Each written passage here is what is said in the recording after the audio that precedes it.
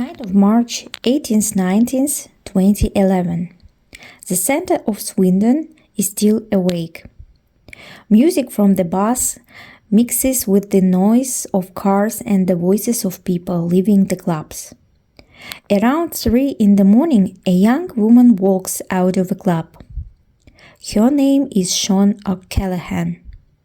She is 22 years old. She is slightly drunk, but in a good mood.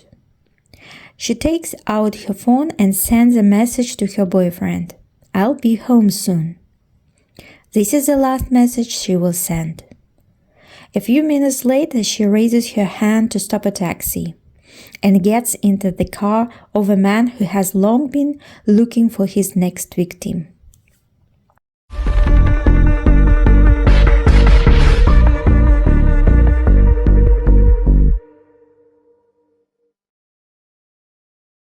Sian O'Callaghan was born and raised in a small British town. She worked as an insurance company.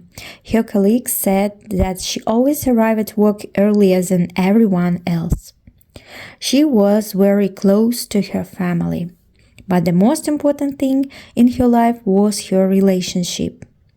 She was dating a young man named Kevin. They lived together and were planning their future. Neither of them could imagine that one ordinary night would change everything. That evening, Sian met her husband.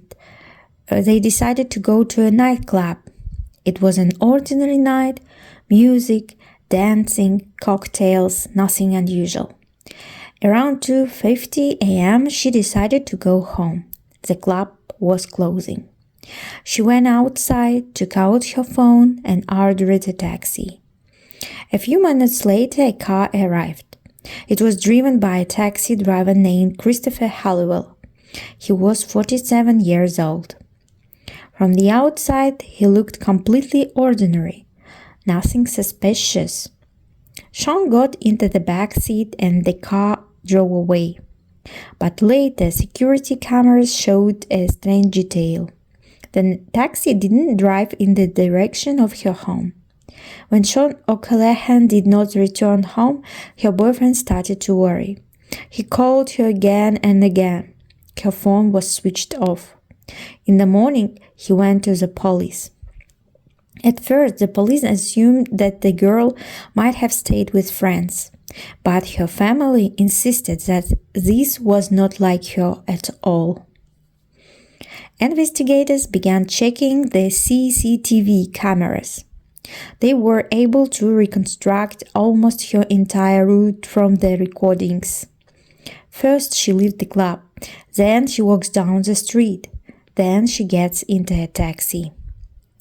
After that, the car disappears from the cameras. But one moment worried the investigators. The taxi turned in the opposite direction, not toward the place where she lived. Police started checking taxi drivers. Very quickly, they came across the name Christopher Halliwell when they began to study his movements at night. They discovered that after the trip, he had driven out of town, into the countryside. Who was Halliwell? He worked as a taxi driver in Swindon. He was married and had 3 children. His wife described him as a quiet and calm person at home, an ordinary family man. On the outside, a husband and a father. Inside, a cold-blooded killer. According to acquaintances and investigators, Christopher Halliwell was emotionally detached and cold-blooded. On the outside, he could seem friendly and calm, but behind this facade there was a predatory nature. He showed planning, control, and patience, waiting for victims and choosing the right time and place to attack. Back in the 1980s, long before the murders, Halliwell already had several offenses: theft, traffic violations, minor hooliganism. While in prison in the 80s, he spoke with his cellmates and asked strange questions. How many women do you have to kill to become a serial killer? Later, some acquaintances would say that he often talked about women as if they were objects, not people. This is a sign that is often found among violent offenders. A few days later, the police arrested him.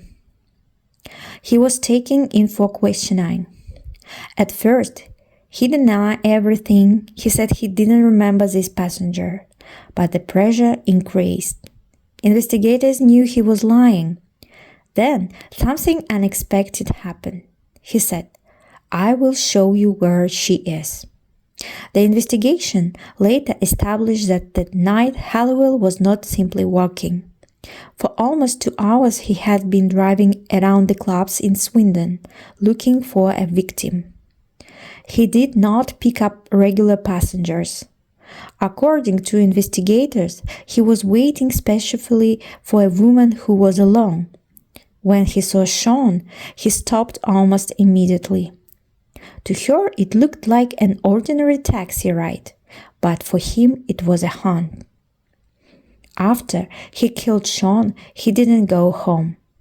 Instead, he returned to the city and continued working as a taxi driver, picking up passengers as usual. Some people may have been sitting in his car just a few hours after the murder. Investigators believe the attack happened inside the taxi. Later, traces of blood were found in the car. This suggested that Sean probably tried to resist inside the vehicle. He stabbed her in the head and strangled her. A detective got into the car with Christopher Halliwell. They drove out of the city of Swindon. The detective still had hope that the girl might be alive. The road became narrower. Fields, ditches, farms. Finally, Halliwell stopped and said, "She's here," without emotion, without any sign of regret. A few moments later, they found the body. It was Sian O'Callaghan. She was lying in the field. Investigators understood that the case was almost solved. But then Christopher Halliwell said another sentence. A sentence that changed the entire investigation. "There is another one." He looked at the detective and said, "Do you want to see another girl?" The police froze. At first they thought he was trying to mislead the investigation, but then he started explaining. He said that several years earlier he had killed another woman. He took the police to another place. There they found the remains of a woman. It was Becky Gordon Edwards. January 2003, city of Swindon, Becky Gordon Edwards, 28 years old, was a young mother of a small son. Late in the evening, she decided to go home. It is believed that she took a taxi. Investigators think that this is even when she met Christopher Halliwell. According to his confession, he drove her out of the city. The exact details of the attack are not fully known because the body was found 8 years later and many pieces of evidence had been lost. However, investigators established several things. He had sexual contact with her. He strangled her. After that, he hid the body. He used a ditch near a rural road. Investigators believe he moved the remains so they would be harder to find. When police investigated the disappearance of Becky Gordon Edwards in 2003, they had no suspects.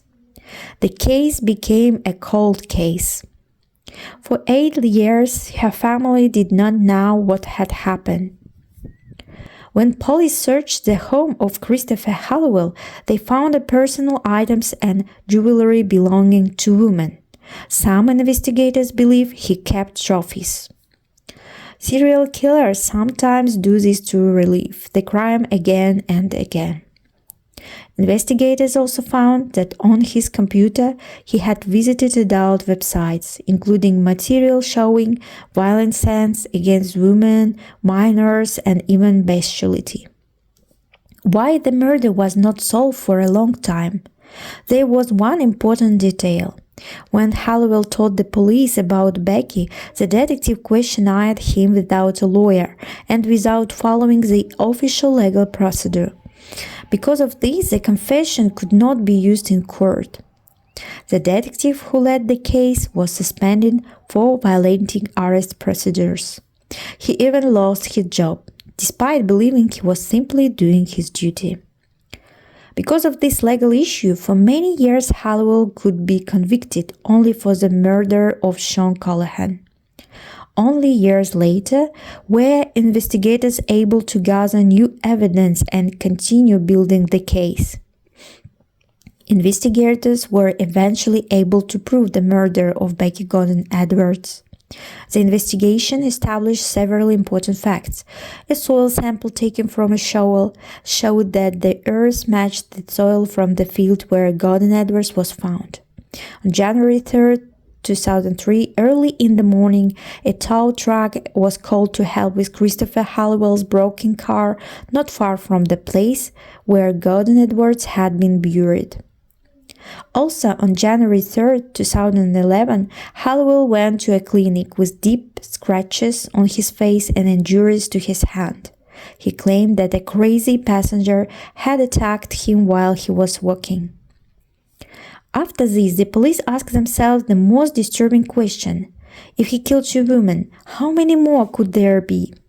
Some investigators believe that there may have been more victims, but Halliwell never told the whole truth.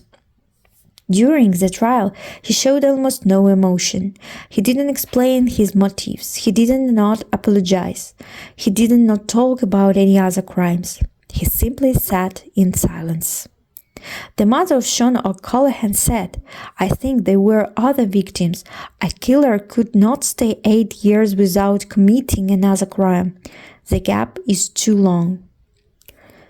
Christopher Halliwell received life imprisonment. In 2016, he was also found guilty at the murder of Becky Gordon Edwards. He received another life sentence. He will never be released from prison. Based on this case, the family of Sian O'Callaghan pushed for a new law, which was finally adopted 4 years later. Sian's law provides for the registration of reports and complaints in a national database. All authorities would have access to this database. This information could then be considered when issuing taxi or driver license, helping identify potentially dangerous drivers. Sian's death ultimately led to the creation of this law, aimed at protecting other passengers. The story of Sian O'Callaghan became one of the most tragic cases in Britain, because an ordinary taxi ride turned out to be a meeting with a man who had already killed before, and perhaps might never have stopped.